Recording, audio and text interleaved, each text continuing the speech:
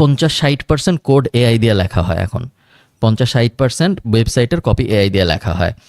এখন আপনি আমাকে বলেন যে আমি একটা আর্টিকেল লিখলাম যে কেন কার্বন ডাইঅক্সাইড খারাপ, এটা নিয়ে আমি একটা আর্টিকেল লিখলাম। এখন আজকের দিনে যদি 10 জন এই আর্টিকেল লেখে, 6 জন ধরেন এআই দিয়ে লিখবে, বাকি 4 জন হয়তো নিজেরা লিখবে। আর্টিকেল আমি এআই দিয়ে লিখলাম, আর্টিকেল আমি ওয়েবসাইটে পাবলিশ করলাম। পাবলিশ করার পরে সেটা আর্টিকেল গুগলের প্রথম পেজে আসলো। এখন কেউ যদি কার্বন নিয়ে রিসার্চ করতে যায়, আমার ওই আর্টিকেলটা পায়, গুগলে সার্চ করে সে যেটা পড়তেছে এআই দিয়েই তো লেখা জিনিস পড়তেছে।